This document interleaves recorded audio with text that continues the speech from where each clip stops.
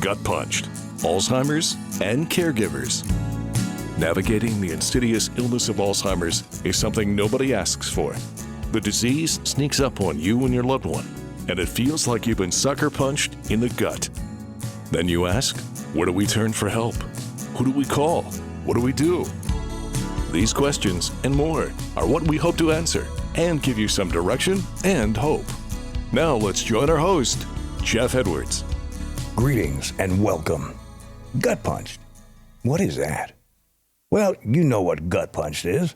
You know when somebody comes to you with some bad information, or somebody died, or somebody's divorced, or whatever be the circumstances, it's that feeling you get in your gut.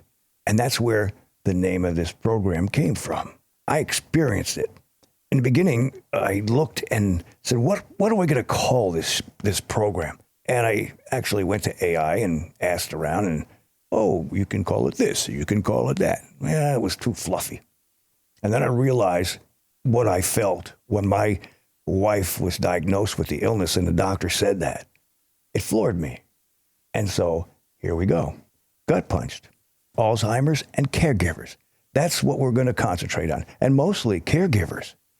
A little history, and this is not about me, but in 2018, my wife was diagnosed with Alzheimer's, and I felt gut punched. And my next thought was, what the heck do I do now? I had no clue. Well, one of the things we want to accomplish here is help other people who are going through the same circumstances and give you some tools, some resources, some ideas. We'll hear some stories from other caregivers. We'll be talking to some doctors. We'll be talking to directors of Alzheimer's places. We'll be providing links to sites that can give you the information that you need. I was very fortunate because I live in Fort Myers, Florida, and aside from hurricanes, they have a phenomenal place called the Dubin Center. And for me, it's been a lifesaver. When I first found out about my wife's condition, I panicked and I go, okay, let's think about this. Next day, I checked out the Dubin Center, went there, met some great people, and also took a lot of literature home, and at that point established a relationship. Well, the relationship still goes on, and after a couple of years, it's great. And a little bit later, we'll be talking to the director of the Dubin Center here in Fort Myers, Lynne Thorp. So stay around for that. It's very, very interesting. What is a caregiver? And when you think about it, even though the patient is the one with the illness, it's the family members that become the caregivers. It changes your whole life, especially in the early stages of the disease. Why caregivers?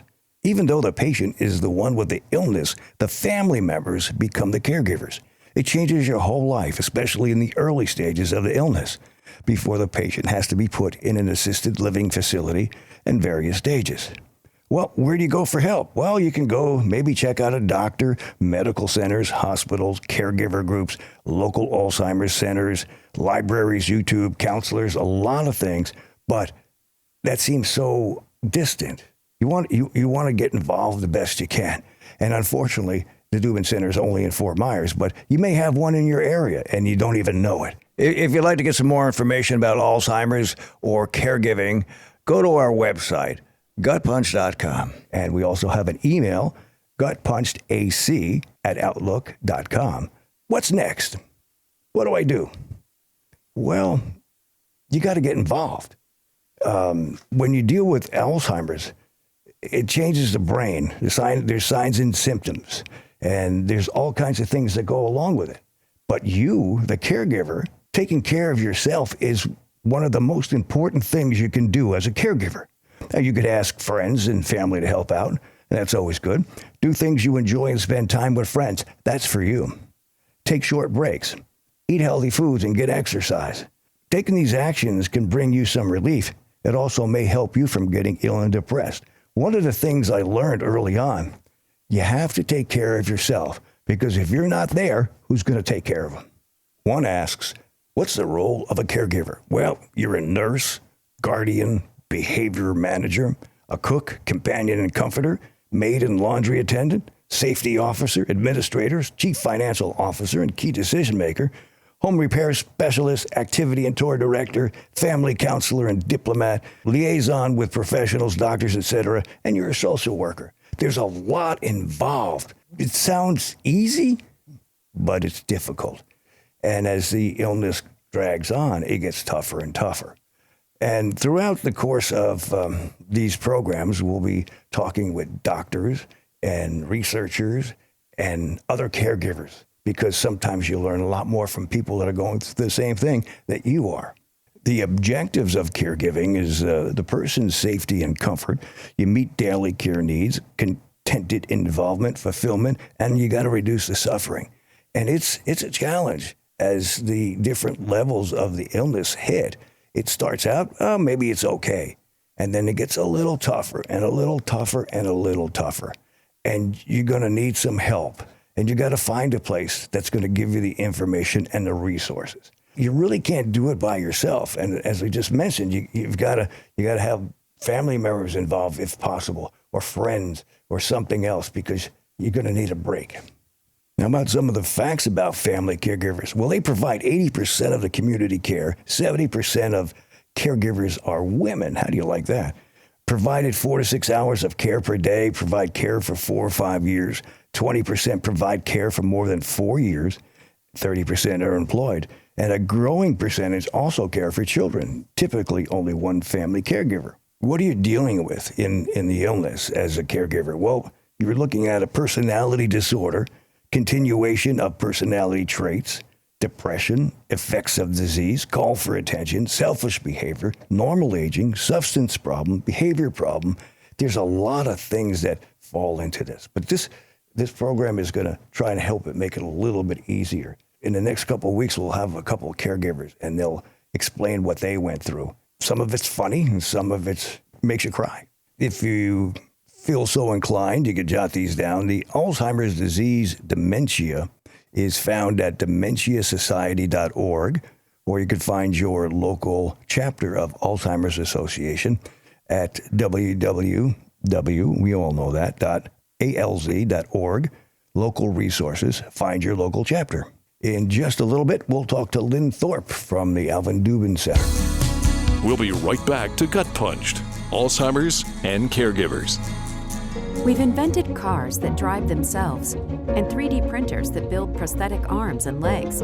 We've successfully transplanted hearts and lungs. Now it's time to end Alzheimer's. Alzheimer's is on track to cost the nation nearly $1 trillion by 2050.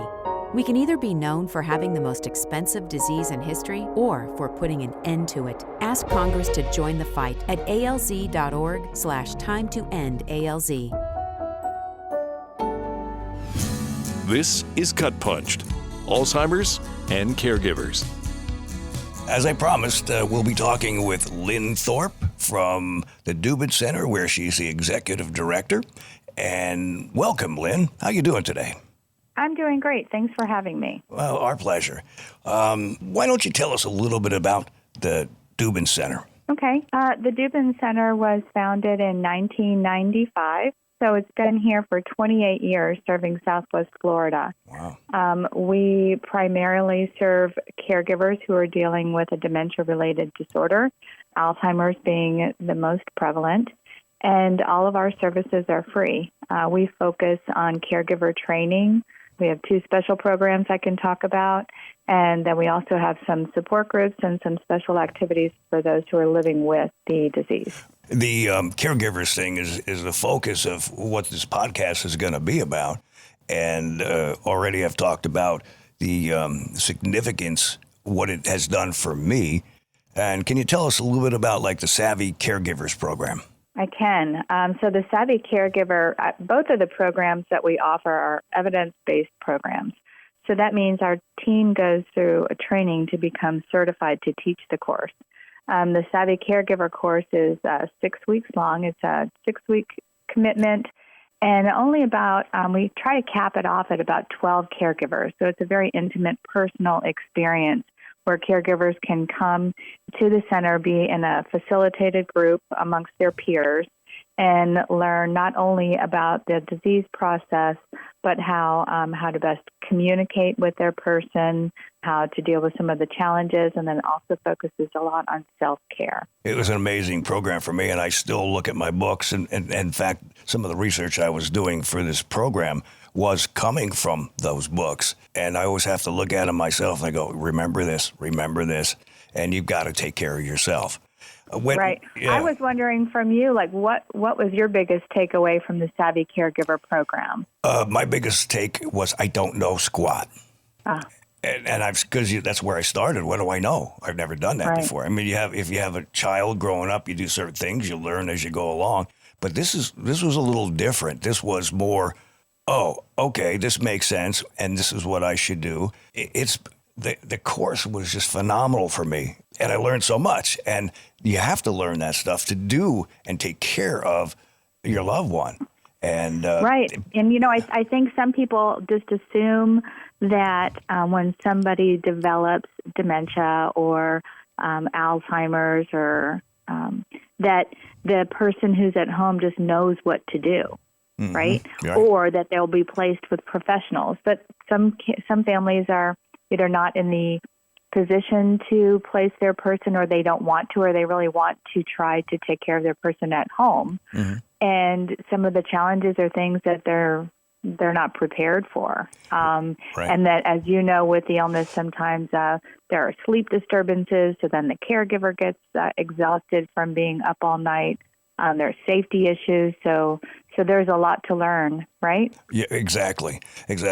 When people come to the center, when they first find out about it, and they get that kind of take a step back. I know that yesterday that you were doing a commercial to let more people know about it. And if I recall, that you made a comment that you felt sad because so many people don't know about your center. And this is, to me, is a one of a kind. It's not available in every city, every state, but it should be. You're absolutely right. And we are so fortunate that there is such a center right here in Fort Myers. So I find that many people, they're in the throes of it every day, and they don't really realize sometimes until something significant happens, and then they will search for us. They don't know that it's available, number one, for free, and that it's really all the center focuses on is dementia, the challenges that come with it, and supporting the caregivers. Sometimes we get, we are referred over from physicians, but as people come in and out of the community, that's a constant struggle to let all of the medical community know that we are here as well. Funding, where do you get funding? Do people help with that? Because obviously it's going to cost some money. We are not supported by, for example, the National Alzheimer's Association. That's a separate entity. We have nothing to do with them. They are focused on research. We do fundraising, grant writing. We are a local United Way agency. And then we get individual donations, and we have a fundraiser every year. It's a lot of work to raise the money to keep this free, but we believe that the last thing we want caregivers to worry about when they finally reach the center is how they're going to be able to pay for it. Right. Past years, you've done some seminars, I guess you'd call them, with Florida Gulf Coast University or out there. Are you going to have one this year? Yes, we have. We are not going to do that this year. We decided after last year it was a great success, but also a lot of work for this very small team of 4 people. So we had over 200 people attend. It costs the center money, so I have to be very careful about what we spend our money on. So we're using donor money in accordance with what they want the money to be spent on, and that really is focusing on family caregiver education as opposed to professional caregiver education. Right. That makes sense. When people do find you, what is their reaction? What are they coming into? I mean, I felt very comfortable. They welcomed me in, and because of the circumstances. And you take a deep breath and go, oh, okay, not what I expected, but it's great. What do you find? I think some people come in thinking that it's going to be like a clinic or a doctor's office. And so when they come in, it feels more like a home. Everyone is welcomed in. It's a very open, accepting environment. We're very used to talking to the person who is living with Alzheimer's or dementia. We want to respect their dignity and treat them as an adult and talk to them directly. And some folks, if they're not used to that, sometimes struggle with really treating that person as an individual and as an adult. And so in any case, and when people come in, I think that knock on the door is sometimes the hardest first step that they have to take, or that first phone call when they call the center, because then it's real. You know, they may have been thinking about it, talking with their doctor about it, talking with families and some of the challenges that they're facing, but it's not really real until they come to the center, and now they're in this new community of other people who are going through exactly what they're going through. Exactly. So, yeah, I think that what's been wonderful to see is oftentimes when I have that first Savvy Caregiver program, and, you know, we have about 10, 12 people who will come in, men and women, and everybody's kind of serious. There's some tears at the beginning, and then inevitably it ends up with storytelling and laughter and camaraderie. And by class number 2 or 3, people are bringing in baked goods to share, and some of the stories that have come out of the community that they have built are just incredible. I can tell you there was one group where one of the women needed a new tire for her car and didn't have the financial resources to do that, and the rest of the group got together and bought her a tire. Well, that's great. Yeah, the some of the meetings and some of the people you meet, I heard stories that made me laugh. I had heard stories that made me cry, and everybody is at a different point, I guess, in their circumstances.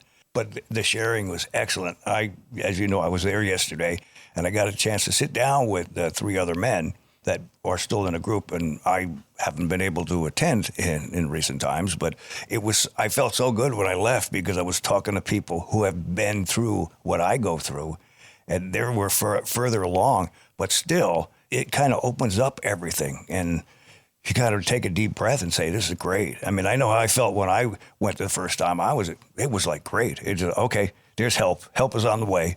And you just, depending on what you want to put into it, that's the key. That's the key. Right. So tell us. And so the men's support group was established about 2 years ago. It was established by one of our board members who was a caregiver to his wife. His wife has since passed. And he felt like it was really important for men to have a safe space amongst men to ask questions that they may be uncomfortable asking if there were women in the room. Right. So as you saw, that has become very popular, and the men really have a chance to ask some of those questions.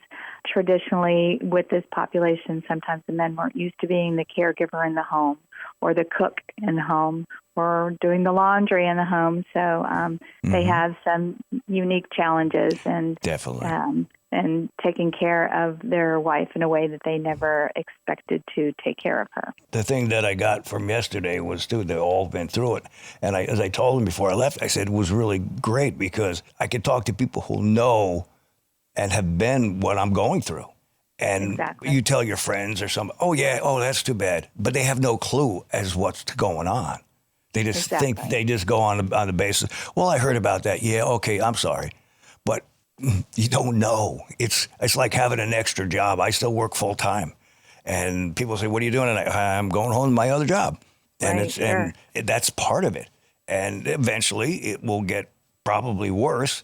Again, to be able to talk to people about it and they understand. That's a great thing. That's right. It's a great thing. You have to remember to take one day at a time. Mm-hmm. Take care of yourself. One last question for you. How can people find you and how can people get involved? That's 2. I'll cheat it. So I think one easy way is just to call the center. We are open Monday through Friday from 9 to 4. The one thing that I think is really amazing about the center and surprises some people is when you call, you're going to have a person who answers the phone immediately, and you're going to be able to talk to somebody, if not over the phone, in person that same day. So when you're trying to make a medical appointment, we always know it's sometimes, you could wait weeks, months to get in. At the Dubin Center, you will be seen by somebody who is just there to hear your story and help you navigate any part of the journey, whether it's related to health, behaviors, finances, legal, placement, help in the home. There's so many different things that folks encounter. They'll be able to meet with somebody that day. Great. Well, what about your website address? The website is www.dubincenter.com. And the telephone number you use is? Is 239-437-3007. And it's important to know that all of the information is confidential, won't be shared with anyone, and we really try to meet folks where they are, hold their hand through the process. Lynne, thank you for your time. We very much appreciate it. And you have a great rest of your day. Thank you so much for having me, and we wish you all the best, and you know that we are here for you. Thank you. All right, take care. Bye-bye. Bye. We'd like to once again thank Lynne Thorp, Executive Director of the Dubin Center in Fort Myers, Florida. We'll be right back to Gut Punched, Alzheimer's and Caregivers. Dementia is not a part of normal aging. It is caused by diseases of the brain. The signs and symptoms of dementia are memory loss that disrupts daily life, challenges with planning or solving problems, confusion with time or place, poor judgment, and changes in mood and personality. If you or a loved one are worried about memory loss, please talk to your doctor. This is Gut Punched, Alzheimer's and Caregivers. We hope that if you know somebody who has a family member or a friend who are dealing with a loved one who has Alzheimer's or any type of dementia, you would let them know about this podcast. One way you can do that is tell them about our website, which is gutpunched.com. It's that simple. It's been a pleasure sharing some of our resources and information with you. Our next episode, we'll be talking with a caregiver from Virginia. Come back again. Thank you for the opportunity. And this has been Gut Punched, Alzheimer's and Caregivers. This has been Gut Punched, Alzheimer's and Caregivers, with your host, Jeff Edwards. Don't forget to hit that like button and subscribe to us on all the platforms like Spotify, Apple, Pandora, and more. If you have a question or want to get in touch, our email is gutpunchedac@outlook.com.